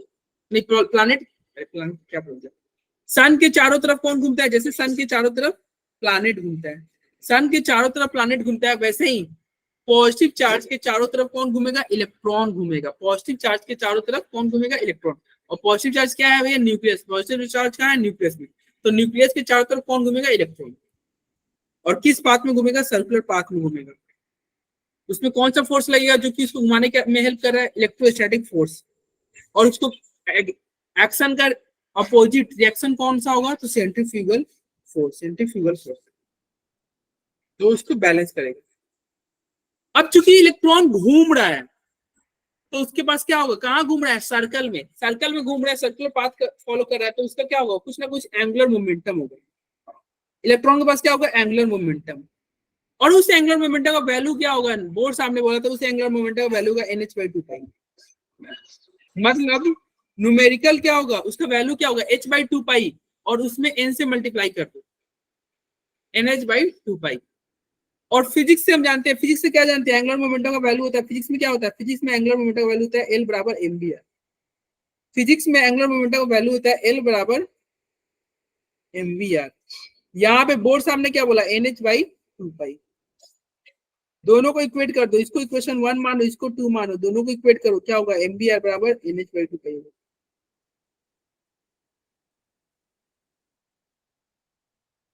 ये बोर्ड सामने दिया था, किसने दिया था भैया, ये बोर्ड सामने दिया था।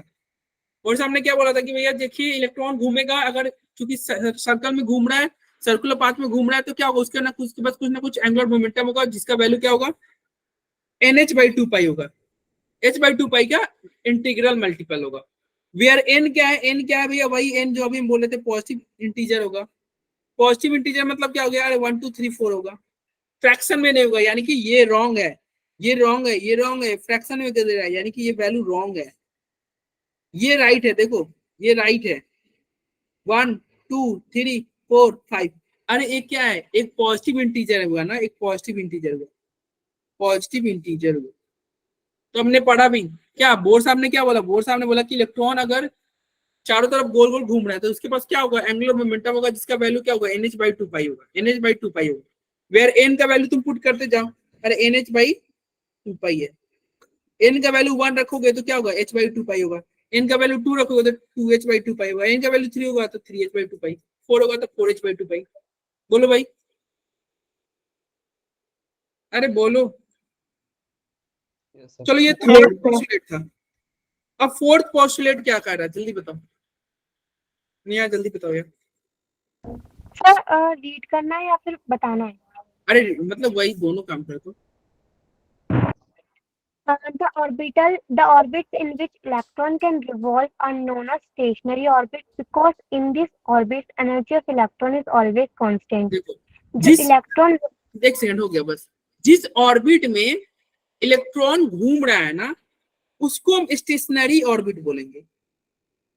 जिस ऑर्बिट में इलेक्ट्रॉन घूम रहा है ना, जैसे ये मान लो ये न्यूक्लियस और ये इसके पहले ऑर्बिट में इलेक्ट्रॉन घूम रहा है, तो ये ऑर्बिट क्या होगा, ये जो ऑर्बिट है, ये जो सेल है वो क्या होगा, इसको बोलेंगे स्टेशनरी ऑर्बिट। स्टेशनरी ऑर्बिट क्यों स्टेशनरी ऑर्बिट बोले, क्योंकि because in this orbit energy of electron क्या होगा, कांस्टेंट होगा। एनर्जी ऑफ इलेक्ट्रॉन क्या होगा भैया, एनर्जी ऑफ इलेक्ट्रॉन क्या होगा, कांस्टेंट होगा। कांस्टेंट मतलब क्या होगा, इसमें अगर इलेक्ट्रॉन रहेगा ना तो उसका एनर्जी का वैल्यू हमेशा फिक्स रहेगा, वो चेंज नहीं होगा। अगर इसमें इलेक्ट्रॉन है पहले सेल में तो हमेशा एनर्जी इसका फिक्स होगा, सेकंड सेल में अगर इलेक्ट्रॉन है तो उसका भी एनर्जी हमेशा फिक्स होगा।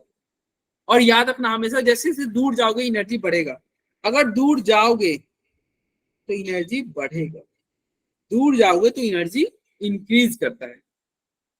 जैसे तुमको पैसा मिल गया तो तुम घर से दूर चले गए, मार्केट में चले गए कुछ खाने, तो तुमको पैसे मिले तो तुम्हारा एनर्जी इंक्रीज हुआ, तुम बाहर चले गए, दूर जाओगे तो एनर्जी इंक्रीज होता है। फिफ्थ पोस्टुलेट में कहता है कि देखिए भाई, जो ये ऑर्बिट है ना उसका कुछ नामकरण कर दो। जो ये ऑर्बिट है ना उसको क्या करो, ये जो ऑर्बिट मतलब समझिए, ये गोला गोला ये न्यूक्लियस हो गया, ये पहला ऑर्बिट, फिर ये दूसरा ऑर्बिट, फिर ये तीसरा ऑर्बिट।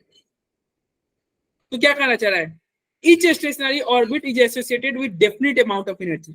सारे ऑर्बिट का कुछ ना कुछ फिक्स एनर्जी होगा और उन सभी ऑर्बिट का कुछ नामकरण होगा। अगर ऑर्बिट 1 है तो उसका नाम K, ऑर्बिट नंबर 2 तो नाम L, ऑर्बिट नंबर 3 नाम M, 4 का नाम N, 5 का नाम O। तो हर एक ऑर्बिट का, हर एक सेल का क्या होगा, नामकरण हो गया KLMNO। पहला इसका क्या होगा, नाम K, फिर L, फिर M, फिर N, फिर O। समझ में आ रहा है, हर एक ऑर्बिट का कुछ नामकरण है जो कि यहाँ पे दे दिया है।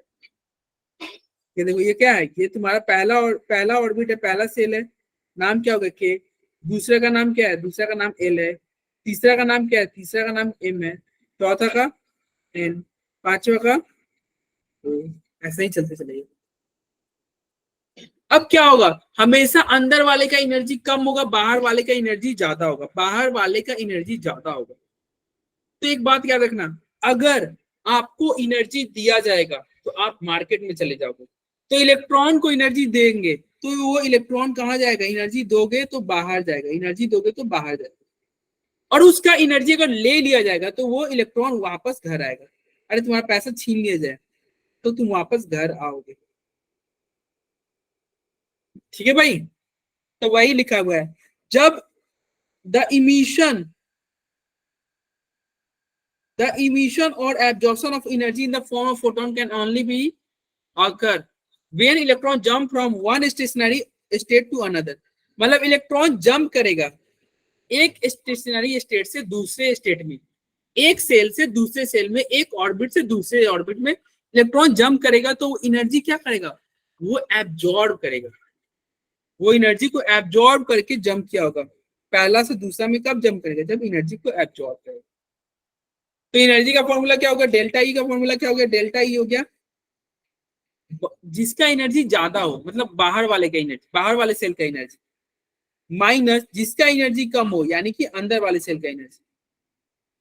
तो बाहर वाले सेल में से माइनस कर दोगे अंदर वाले सेल का, तो क्या होगा? चेंज इन एनर्जी आपको मिलेगा। और एनर्जी जब भी एब्जॉर्ब होगा तो इलेक्ट्रॉन बाहर की तरफ जाएगा, यानी कि इलेक्ट्रॉन जंप करेगा वन इनर से आउटर, अंदर वाले सेल से बाहर वाले सेल में इलेक्ट्रॉन एब्जॉर्ब कर मतलब जाना चाहेगा। लेकिन अगर इलेक्ट्रॉन एनर्जी इमिट कर रहा है, क्या कर रहा है? इमिट कर रहा है, तो इलेक्ट्रॉन वापस से घर आ जाएगा। मतलब जब तुम पैसा खर्च कर दोगे तुम वापस घर आओगे, तो एनर्जी इमिट होगा तो इलेक्ट्रॉन वापस से घर को आएगा। वेयर N2 हमेशा क्या है? N1 से बड़ा है। ऑब्वियस सी बात है, N2 N1 से बड़ा है, यानी कि ये है तुम्हारा N2, ये है तुम्हारा N1। N2 N1 से बड़ा है, यानी कि एनर्जी किसका ज्यादा होगा? E2 का एनर्जी ज्यादा होगा एज कम्पेयर टू E1। क्यों E2 का एनर्जी ज्यादा होगा? क्योंकि E2 बाहर है, जितना ज्यादा बाहर जाओगे उतना ही ज्यादा एनर्जी बढ़ेगा, उतना ही ज्यादा एनर्जी बढ़ेगी। तो E2 बड़ा है, यानी कि क्या है? N2 बड़ा है N1 से। वेदर इमिशन और एब्जॉर्प्शन विल ऑकर, हमेशा N2 क्या हो जाएगा? N1 से बड़ा होगा। यहां तक किसी को कोई दिक्कत हो तो बताओ भाई, किसी को कोई प्रॉब्लम तो बताओ। ये बोर मॉडल का 6th पोस्टुलेट हो गया।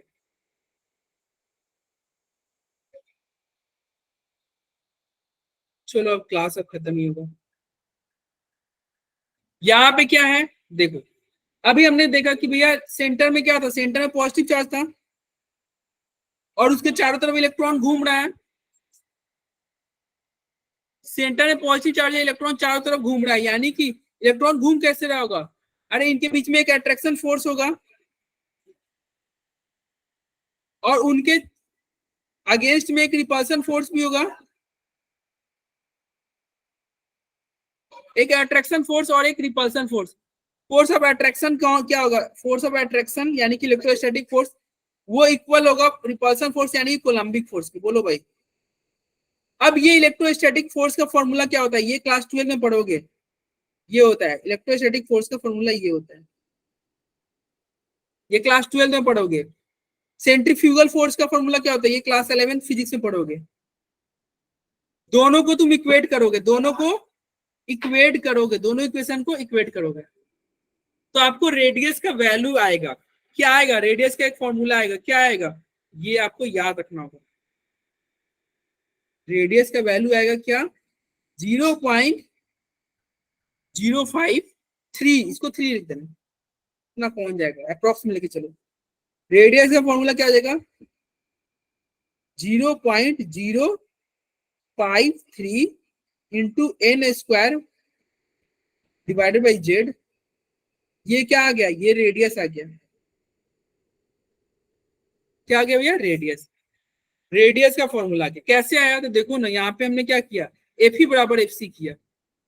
इलेक्ट्रोस्टैटिक फोर्स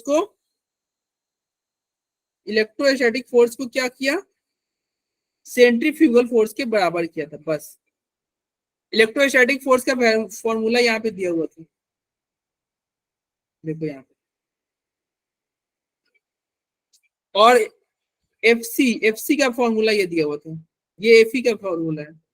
इलेक्ट्रोस्टैटिक फोर्स और ये सेंट्रीफ्यूगल फोर्स का फॉर्मूला, दोनों को इक्वेट किया रहोगे, रेडियस निकाल लोगे। रेडियस निकालोगे तो क्या आएगा? वैल्यू आपका ये आएगा। ये वैल्यू आपको, ये फॉर्मूला आपको याद होने चाहिए। चूंकि रेडियस का वैल्यू आप निकाल लोगे, उसके बाद में सिमिलरली आप वेलोसिटी का भी फॉर्मूला आप निकाल सकते हो। तो वेलोसिटी का फॉर्मूला क्या होगा? ये 2.18 इंटू 10⁶ जेड अपॉन में n मीटर पर सेकेंड। ये वेलोसिटी ऑफ इलेक्ट्रॉन का फॉर्मूला है। ठीक है, इसी तरह करते जाओगे तो ये कुछ क्वेश्चन वगैरह ये सब हम नेक्स्ट क्लास में पढ़ेंगे। तो आप ये वेलोसिटी रेडियस का फॉर्मूला ध्यान रख के आना, जो बताया गया उसको एक बार रिवाइज करना। आज की क्लास में हमने क्या क्या पढ़ा? तो आज की क्लास में हमने पढ़ा